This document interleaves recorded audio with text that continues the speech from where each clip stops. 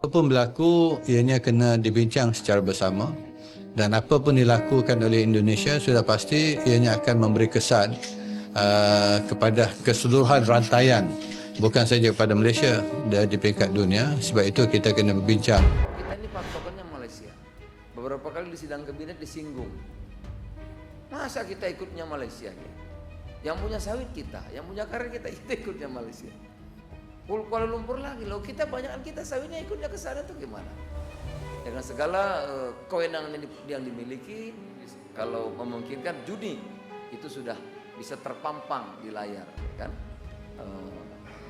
Bahwa kita punya patokan harga, jadi nanti Malaysia balik, oh kita lihat Indonesia dulu, kan gitu, gantian, ya kan?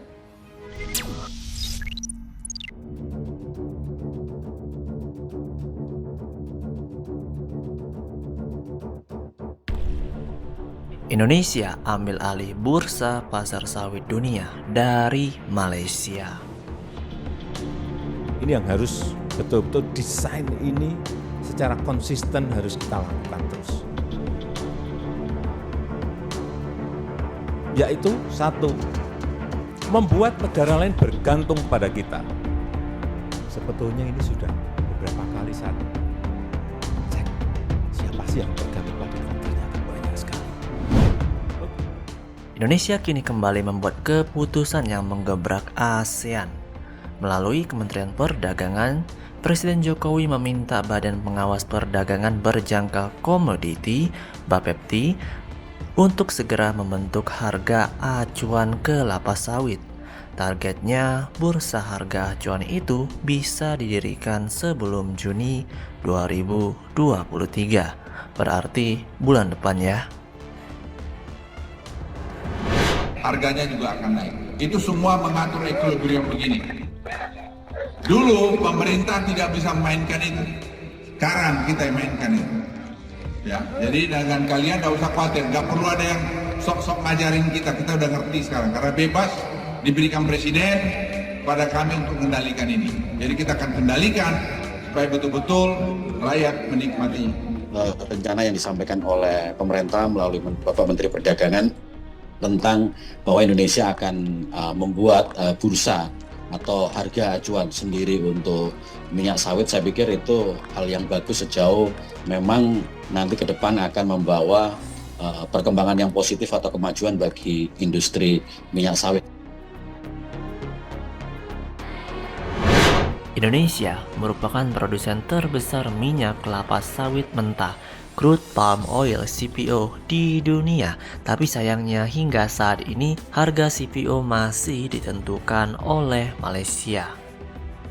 Sejatinya sawit berasal dari Afrika Barat dan bukan tanaman asli Indonesia. Melansir data dari Gabungan Pengusaha Kelapa Sawit Indonesia (GAPKI), kelapa sawit pertama kali diperkenalkan orang Belanda ke Indonesia dan ditanam di Kebun Raya Bogor pada tahun 1848.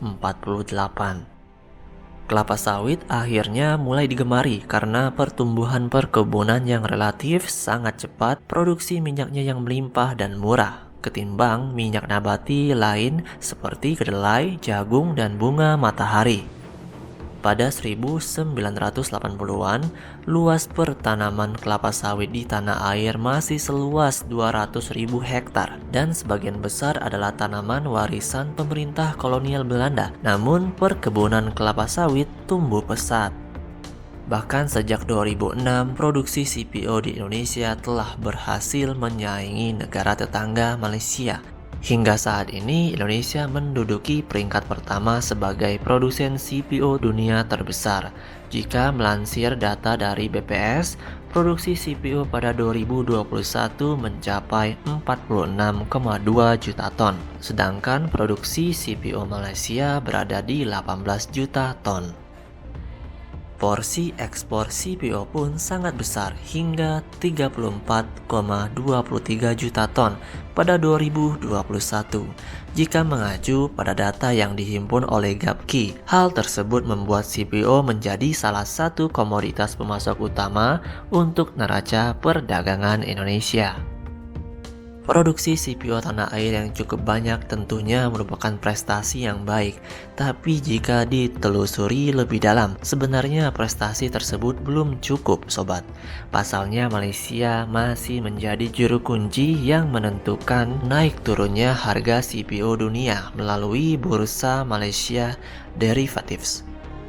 Bukan tanpa alasan, pengaruh BMD atau Bursa Malaysia Derivatives dalam menetapkan harga sawit global cukup masuk akal, mengingat negeri jiran sebelumnya merupakan negara penghasil CPO terbesar dunia sebelum akhirnya Indonesia menyalip posisinya yang selama bertahun-tahun sudah ditempati Malaysia.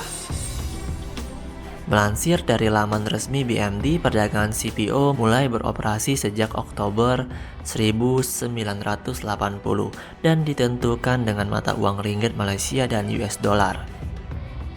Selain itu, perkebunan kelapa sawit di tanah air masih didominasi oleh perusahaan asal Malaysia dan Singapura.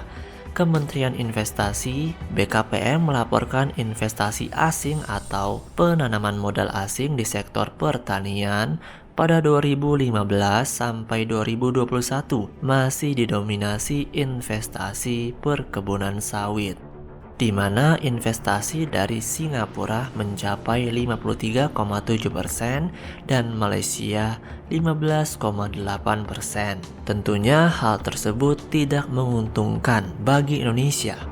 Salah satu contohnya ketika harga acuan CPO dunia melonjak pada beberapa waktu yang lalu, turut menggerek harga minyak goreng dalam negeri sebab CPO merupakan bahan baku untuk minyak goreng.